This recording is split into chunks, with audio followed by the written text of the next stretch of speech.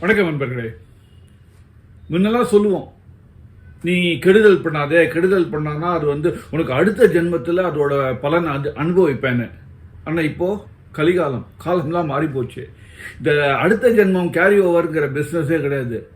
உன்னுடைய கர்மாவின் பலனை நீ இந்த ஜென்மத்திலேயே ஹாட்டா சுட அனுபவிப்பாய் அப்படிங்கிறது தான் இப்போ நடந்துட்டு இருக்கு.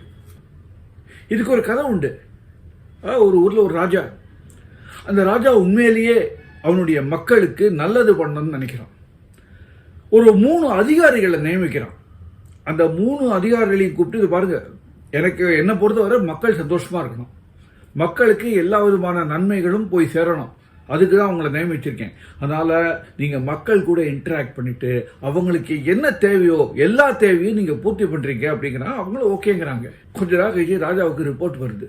அதாவது இந்த 3 அதிகாரிகளும் சரியா செயல்படல, கொஞ்சம் அவங்க இந்த மக்களுக்கு பண்ற உதவிக்கு பதிலா அவங்க தனக்குத்தானே நிறைய உதவி பண்ணிக்கிறாங்க அப்படின்னு ரிப்போர்ட் வருது. அதுல 3 பேருமே அப்படிதானா இல்லை யாராவது ஒருத்தரா அப்படின்னு ஒரு குழப்பமான ரிப்போர்ட் தான் ராஜாவுக்கு வருது. இந்த ராஜா 3 பேரையும் கூப்பிட்டு விசாரிக்கிறான். என்னப்பா இது போல ஏதோ ரிப்போர்ட் வருது, என்னன்னு 3 பேர் சொல்றாங்க, ஐயோ இல்ல நாங்க ரொம்ப சின்சியரா இருக்கோம், நீங்க சொன்ன மாதிரியே மக்களுக்கு என்ன நல்லது ஓடுமோ என்ன உதவி ஓடுமோ எல்லாத்தையும் நாங்க பண்ணிட்டு இருக்கோம் அப்படிங்கிறாங்க. அப்படியா, சரி போயிட்டு வாங்கன்றாங்க. ஆனா ராஜாவுக்கு திருப்தி இல்லை. ஏன்னா ஏதோ தப்பு நடக்கிறதுன்னு தெரியுது, அதை எப்படி கண்டுபிடிக்கிறது? ஒரு வாரம் ராஜா யோசிக்கிறார். யோசிச்சதுக்கு அப்புறம் ஒரு முடிவுக்கு வர்றார்.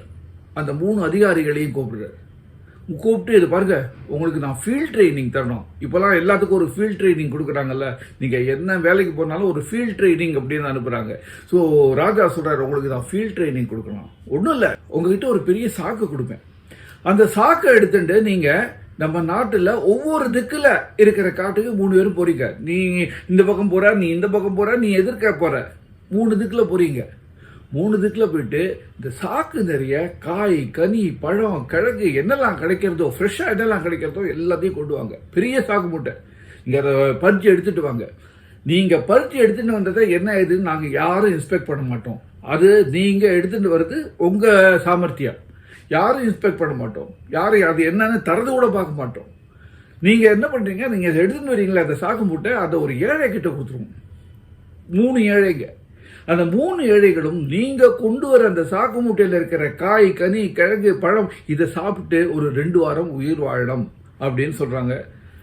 சரி, இன்னும் 3 பேர் கிளப்புறாங்க. ஆளுக்கு ஒரு திக்கு கிளப்புறாங்க. இந்த முதல் அதிகாரி போறார்.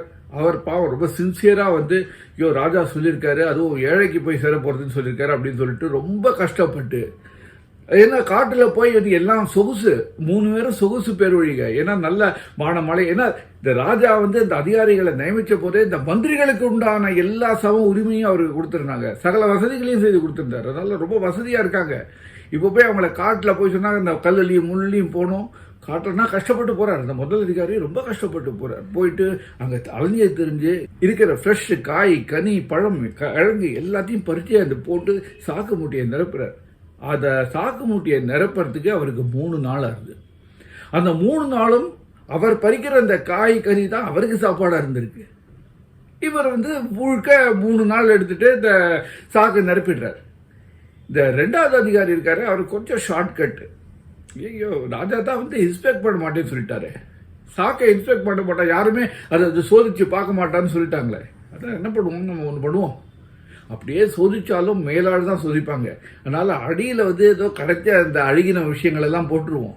மேலாள் ஒன்னா ஃப்ரெஷ்ஷா ஒரு கொஞ்சம் காய், கனியை எடுத்து போட்டுட்டு அதை சாக்கை கொண்டு போயிடுவோம் அப்படின்னு சொல்லிட்டு அதே மாதிரி பண்ணிட்டு அவர் அந்த வேலையை ஒரே நாளில் முடிச்சுட்டு போயிடுறாரு. இந்த 3வது இருக்கார் பாருங்க, அவர் இன்னும் மேலே. அவர் யாரும் தான் எக்ஸ்பெக்ட் பண்ண போறது இல்லையே, எதுக்கு வெனக்கணும்னா ஒன்றும் வேணாம் அப்படின்னு சொல்லிட்டு அந்த அங்கே இந்த காஞ்ச இலை, இந்த சருகுலாம் இருக்குல்ல, அதெல்லாம் போட்டு இந்த சாக்கு மூட்டையை நிரப்பிட்டு அரை நாள்லயே வேலையை முடிச்சுட்டு அவர் பாட்டு சுகமா இந்த அவருடைய மாளிகையில் போயிட்டு சுகமா ரெஸ்ட் எடுக்கிறார், ஆனந்தமா ரெஸ்ட் எடுக்கிறார். 3 பேரும் சாக்கு மூட்டையை இந்த அரசாங்கத்தில் ஒப்படைக்கிறாங்க. ராஜா அந்த 3 சாக்கு மூட்டையும் பார்க்குறாரு, வேற எதுவுமே சொல்ல. அந்த 3 அதிகாரிகளையும் கூப்பிடுறாரு. 3 அதிகாரிகளையும் கூப்பிட்டு, யாருப்பா இது 1 சாக்கு மூட்டியா, இது 1 சாக்கு மூட்டியா, இது ரைட்டு, இன்னும் குழப்பம் இல்லையே, வெரி குட் வெரி குட். உடனே தன்னுடைய காவலாளர்களை கூப்பிட்டுட்டு, இந்த 3 பேரையும் நீங்க முதல்ல இந்த பாதாள சிறையில் அடிங்க. பாதாள சிறையில் அடைச்சிட்டு அவங்க சாக்கு மூட்டைய அவங்க கிட்ட கொடுங்க. அவங்களுக்கு இதுதான் உணவு. அவங்களுக்கு வெளி உணவு எதுவுமே கொடுக்கக்கூடாது. இந்த உணவை தான் அவங்க கொண்டு வந்திருக்காங்களே, அந்த காய்கனிகளை தான் அவங்க சாப்பிட்டு உயிர் வாழணும், 2 வாரம் உயிர் வாழணும் அப்படிங்கிறாரு. 3 பேருக்கும் அதிர்ச்சி. ஆனால் முதல் அதிகாரியை பற்றி கவலையே இல்லை. ஏன்னா அவர் தான் உண்மையாகவே காய்கறி கிழங்குலாம் பறிச்சிருக்காரு. அவர் ஆனந்தமாக சாப்பிட்டு இன்ஃபேக்ட் 2 வாரம் சுகமாக இருக்காரு. அதுவும் இந்த காய்கறிகள்லாம் ஃப்ரெஷ்ஷாக சாப்பிட்டதுனால என்னாச்சுன்னா இந்த 2 வாரம் கழிச்சு அவர் ஏற்கனவே நல்ல வலுவாக இருப்பார், இன்னும் வலுவாக வெளியில் வர்றாரு. இந்த 2வது அதிகாரி இருக்காரு, அவர் அவ்வளோதான் ஒரு ஒரு ஒரு ஒரு 4 நாள் ஏதோ அப்படி இப்படி போக்கு காட்டாரு. ஏன்னா கொஞ்சம் ஏதோ பறிச்சிருக்காரு, அதை சாப்பிட்டு அப்படி இப்படி போக்கு காட்டிடுது. ஆனால் 1 வாரம் கழிச்சதுக்கு அப்புறம் அவருடைய உடல் நல்ல அப்படியே நாசமாயிடுறது. ஏன்னா இந்த அழுகின பழத்தெல்லாம் எப்படி சாப்பிடுறது, சாப்பாடு இல்லாமல் எப்படி இருக்குது. அதுக்கப்புறம் ரொம்ப வெளியிட்டு போயிட்டாரு, ரொம்ப உடம்பு சோமில்லாமல் போய்டுறாரு. ஆனால் அந்த 3வது அதிகாரி இருக்காரு, எதுவுமே பறிக்கலையே, எதை சாப்பிடுவார், இலையா சாப்பிடுவார், காஞ்சி இலையா சாப்பிடுவார், சாப்பிட முடியாத. அதனால அவர் ஒரு 4-5 நாள்லயே உயிர் விட்டுறாரு. 2 வாரம் கழிச்சு ராஜா அசஸ் பண்ணும்போது இந்த முதல் அதிகாரி மட்டும்தான் திடமா இருக்காரு. 2வது அதிகாரி அப்படியே சோர்ந்து போய் ரொம்ப சிக்காயிடுறாரு. உடனே ராஜா பார்த்துட்டு அவரையும் வெளியில் அனுப்பிச்சிடுறாரு. 3வது அதிகாரி தான் இறந்து போயிட்டாரு. இந்த முதல் அதிகாரியை தான் அவர் முதலமைச்சர் ஆக்குறாரு. பார்த்தீங்களா, இதுதான் நம்ம கர்மா. நாம நல்லது பண்ணினா நல்லது கிடைக்கும், கெடுதல் பண்ணா கெடுதல் கிடைக்கும். நல்லதையே பண்ணிட்டு போவோமே, காசா பணமா. மறுபடியும் இன்னொரு இன்ட்ரெஸ்டிங்கான விஷயத்தோட உங்களை சந்திக்கிறேன். அது வரைக்கும் உங்ககிட்ட விடைபெறுவது உங்க SL நானு. வணக்கம்.